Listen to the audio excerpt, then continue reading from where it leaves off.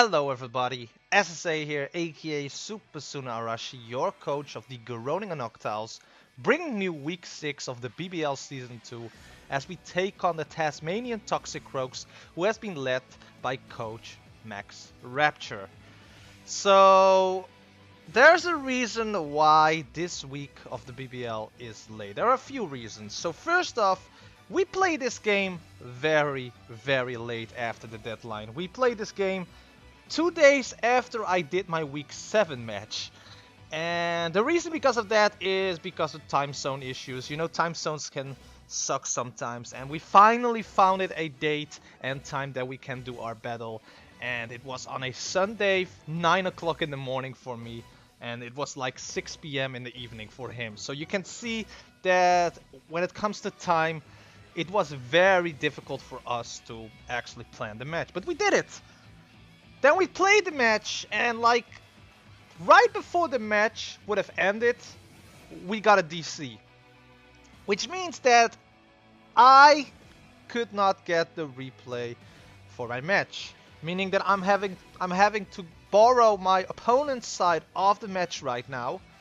And it's live footages of the match. So I have to probably edit some stuff here and there. I'm going to speed up the video itself, and I'm just going to try to cut a lot of stuff out if necessary. So this video might be a little bit choppy, and it's a lot later after the date. It should have been uploaded on the Monday. It's now Wednesday, so hopefully I can get this online on the Wednesday. And I would love to show you guys the teams right now, but on the top of my head, I don't know what he's having.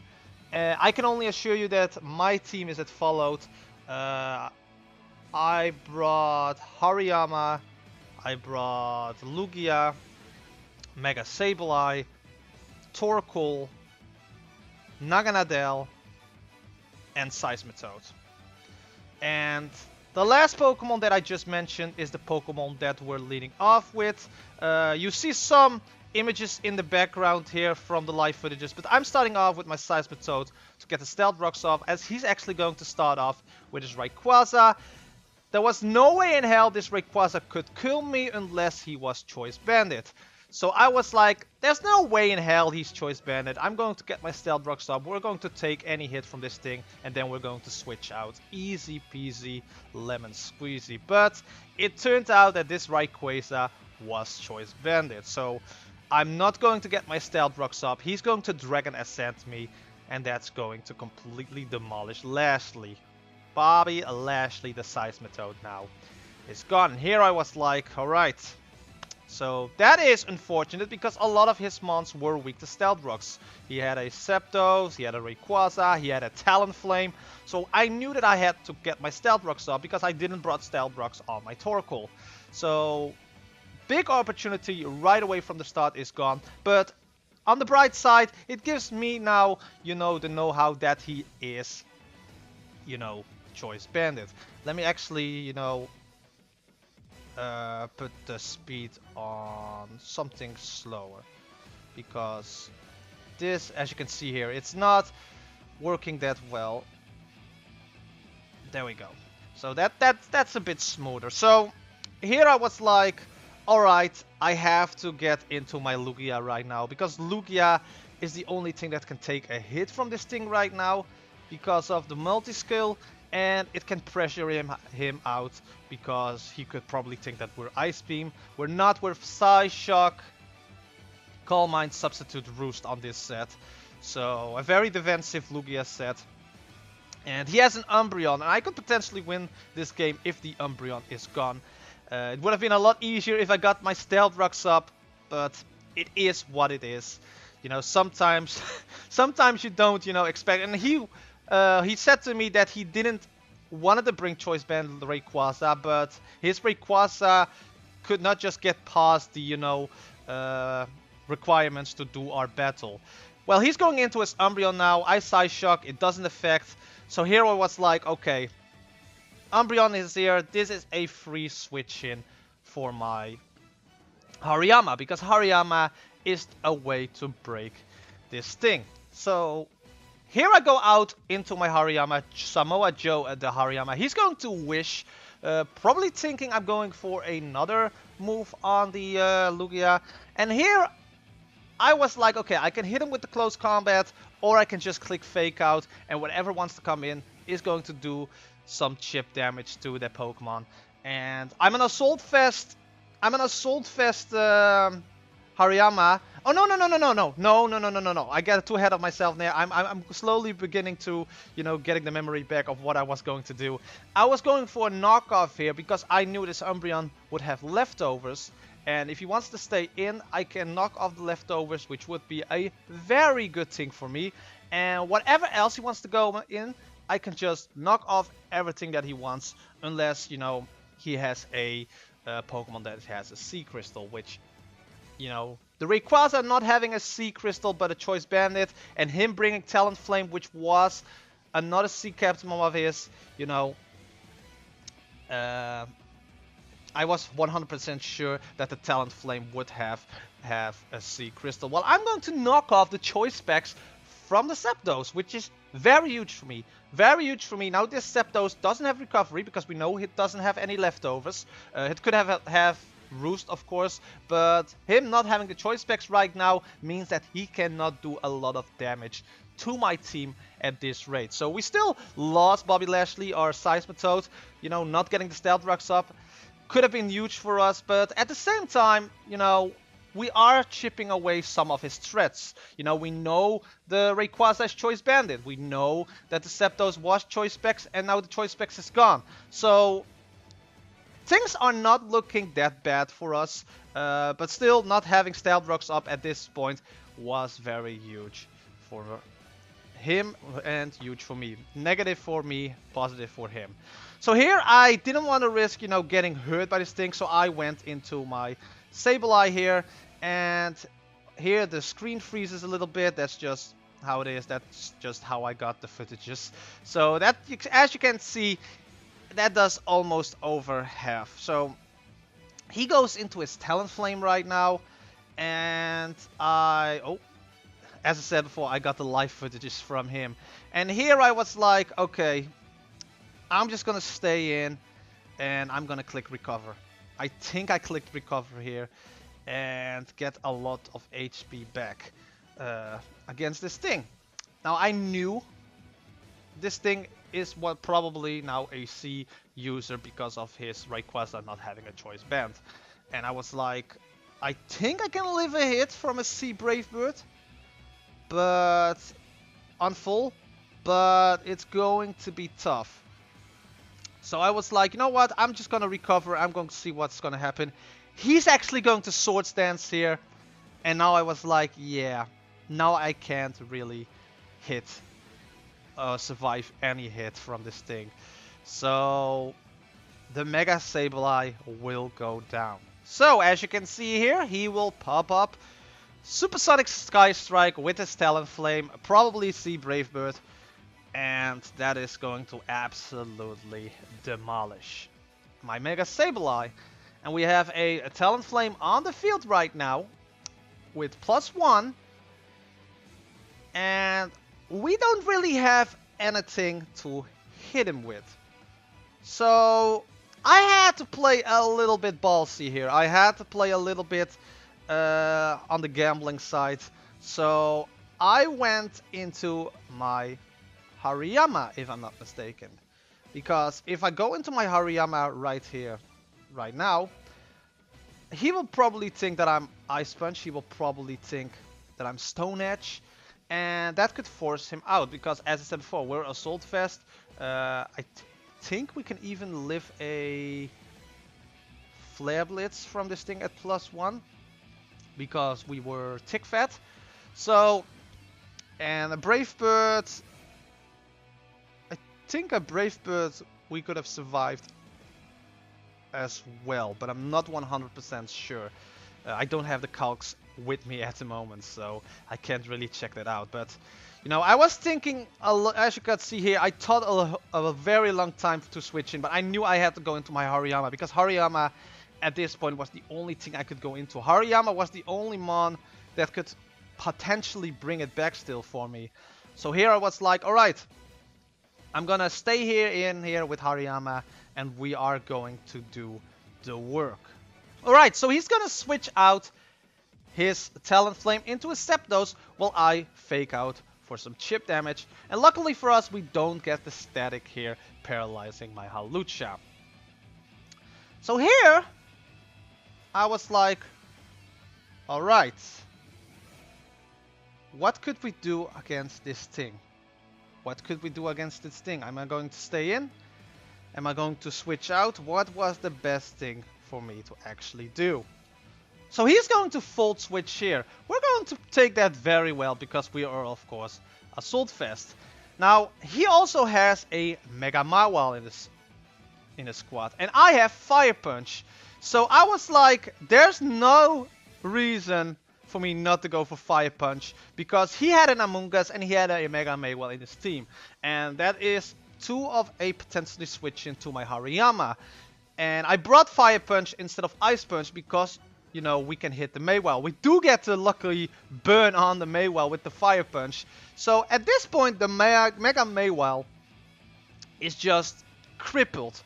And at this point, I can just go into my GOAT, my most valuable Pokemon in the BBL this season. And we can go into Torkoal, because Torkoal can handle this thing. Now he's going to Toxic me, and we are going to avoid that, which sucks for him. And he's going to land the next Toxic on my Torkoal. So my Torkoal will get poisoned, but we are going to Flamethrower here, and we are going to kill off the Mega Mawile, which means that Torkoal will get his 9th kill, if I'm not mistaken, in the BBL this season, which means Torkoal is close to the 10 kills. But my Torkoal is, of course, Toxic here, poisoned here. And I should have brought Stealth Rocks instead of Protect here, because Stealth Rocks, we could have easily put up the Stealth Rocks here while he was going for the Toxic, which would have been huge, which would have, you know, been huge for us. But I thought, you know, leading off with Seismitoad being the only Stealth Rocker, I didn't want, you know, to have 2 Stealth Rockers, and I wanted to have Protect on my Torkoal, because if we poison somebody with our Toxic, we could potentially stall that out a little bit, you know, the Toxic damage. So in the off chance Torkoal is like last surviving Mon against one of his Mon, potentially the Umbreon, we could potentially, you know, Toxic him and potentially whittle him down. At that point, I didn't knew he was going to bring Heal Bell, but in my honest opinion, Protect was the better play, because I did not, you know, predict him to bring that many mons to the side, to his side of the field that was, you know, weak to Stealth Rocks. So he's going to Volt Switch his Zapdos on my Torkoal, and he's going to bring in the Umbreon, while I'm actually going to Toxic on the Umbreon, as you can see right here. Now we know that this Umbreon has, you know, Wish, probably has Protect, so Wish, Protect, Heal Bell, Toxic, so no attacking moves. I think he has like Foul Play or something, but either way, again, you know, Torkoal could potentially do some work for us. So if I'm not mistaken, I switch out into my Hariyama back here, because Hariyama is the potential counter for the Umbreon, as you can see here. That is exactly what I did, and he's going to Heal Bell his Toxic Poison away. So at this point I was like, alright, now I should have definitely maybe brought, you know, Stealth Rocks instead of Protect on my Torkoal. It is what it is, you know. At this point, I think I just went for another Fire Punch here, or at least a Fake Out first, and then we could potentially Fire Punch here. So we are going to a Fake Out here, but as you can see here, the Fake Out will connect, but we will get the static on our Hariyama. Now Hariyama is slow as it is, so the paralyzation doesn't really matter in terms of slowness, but you know, if we don't hit a move because of the paralyzation, that will kind of suck. Now he's going to Thunderbolt me here, which is not going to do that lightly, and I am going to, you know, get paralyzed, because I was going for the Fire Punch here hoping to do as much damage as possible. You know, a burn would be nice because he doesn't have leftovers, so a burn will actually do some damage against him. And at this point, I was, I was thinking like, is there a way I can win this? I still have my Lugia, but the problem is the Umbreon. So, I need to get my Hariyama safe. I need to get my Hariyama, at full HP, but hit being paralyzed. If we were Guts, that would have been amazing, but we were Tick Fat and should have brought Guts. Now that I come to think about it, but hindsight is 2020. And I was thinking a very long time. He was also thinking a very long time for his move. He's going to Thunderbolt me again. I'm going to Fire Punch, and we're going to get another burn here. We are very lucky when it comes to the burns. Fire Punch burn, 10% if I'm not mistaken, which is, I'm very lucky when it comes to these kinds of things. I'm not going to lie. I'm very lucky when it comes to these kinds of moments when it comes to battle. Like Meteor Mash, 9 of the 10 times I get the boost. Fire Punch, I get 9 of the 10 times I get the burn. I'm a lucky Hex player when it comes to these kinds of moments, but I had a lot of bad luck in the past.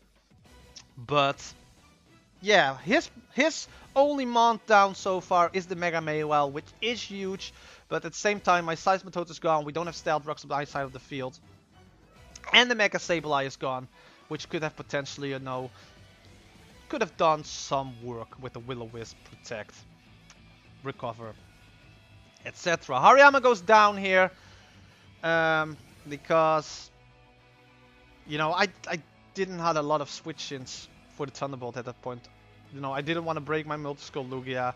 Seismitoad was gone, so I didn't have my, electric type coverage there because I knew he was going to bring Zapdos. I was very surprised he brought the Talonflame, and in combination with the Rayquaza, it's just a lot of Stealth Rock's weaknesses at that point, and I should have just brought, I should have just brought 2 Stealth Rockers just to be sure. And he said to me that he was going to bring Energy Ball supposedly on the Rayquaza for my Seismitoad, but in the end it still paid off well for him having the Choice Bandit instead, and I think he had a Berry instead of a Choice Bandit. Either way, I went for a nasty plot here on the incoming Naganadel because I knew I had to play all out. I knew I had to play it all out, and I knew he still had the, Choice Bandit Rayquaza in the back. And I just knew at this point I had to play, ball. I had to play balls all out. I had to play, I had to put everything on offensive here. And I just had to click Nasty Plot. Because with Nasty Plot, we could still potentially sweep here. But we have to live the hit from the incoming Mon. Now we're at, I would say that's like 65%, 70%-ish. So I was like, alright, whatever comes in right now, we have to live a hit, kill something off, get the Beast Boost. We are Fire EMZ Fire Blast, which is useful against the Amoonguss. So if the Amoonguss was going to come in and try to, spore me or something like that, we could have done that. As you can see here, he's taking a lot of time here. He also knew that Naganadel could potentially be very dangerous here. His Rayquaza comes in, so I did the calcs and I was like, there's a small possibility. I think it was like 30%, maybe 25% chance of me living in extreme speed. We're not going to live that, and at this point I knew things were not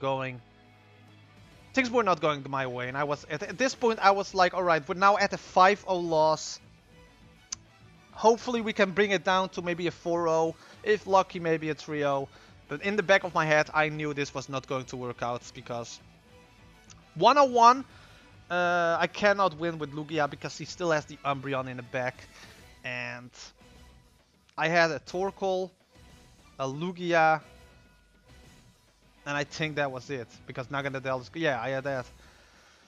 So, here comes Champa the Torkoal, bringing in the Drought again, because, Flamethrower can still hit hard, and still the Lugia in the back.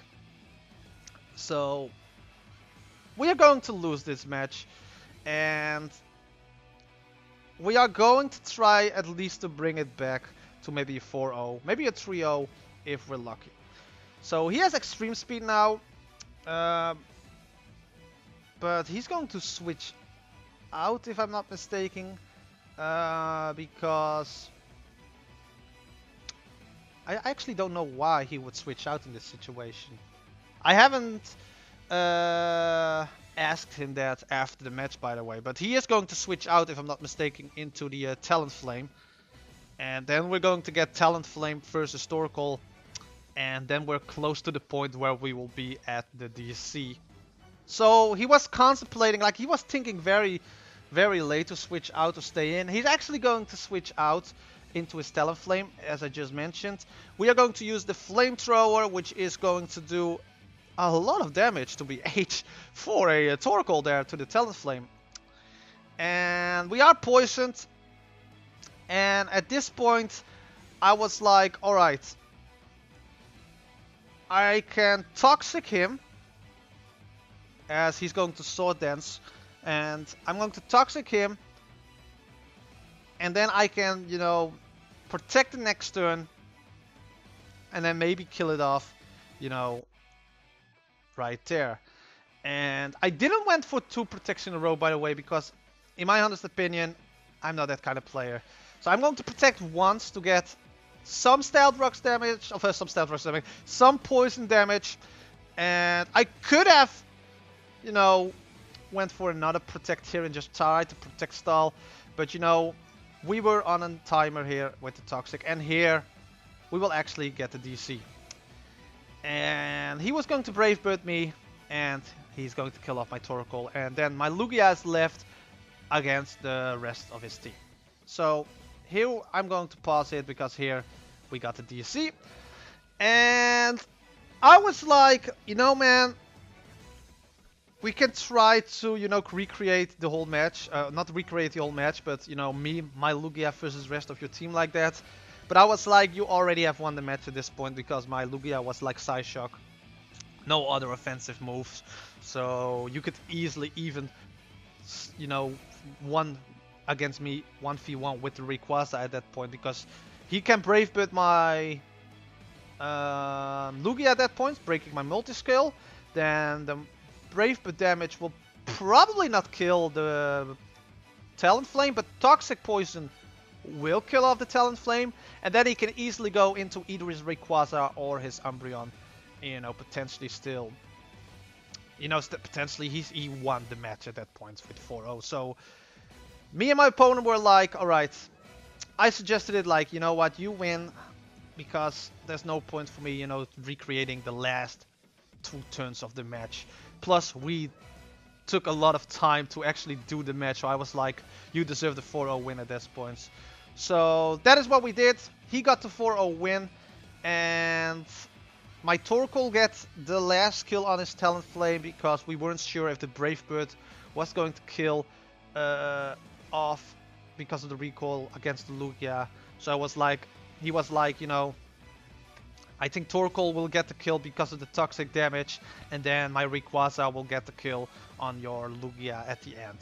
So my apologies for this video to be a little bit choppy. My apologies for some occurrences in the match from the live footage from my opponent. He sent me his side of the match, cutting off his layout and everything, but you know, you can still see Lugia's head there in the corner, and it was such a hassle to record this. It was such a hassle to do the match. It was such a hassle to hopefully get this up on time on the Wednesday now. And yeah, next week we will face off against Wiley, coach of the Brisbane Scientists. I can already assure you that we've done that match. No DC, we got to replay. I just need to commentate over that and we're done. Because we played that match before we actually did this match. Even though this match, this video itself was kind of choppy here, I still hope you enjoyed it. I will leave down a link to, of course, Max Rapture's side of the match, as well as his channel, as well as all the other BBL coaches, plus BBL social media links. So be sure to check that out. If you did enjoy this, don't forget to hit the like button, comment, share this video with others, slash the subscribe button down below, and hit the bell icon, because then you get notified every time I upload a new video. and then I sincerely appreciate it. And I will see you guys next week in the BBL Week 7 against the Brisbane Siders. But until then, I hope you have a nice week and see you next time.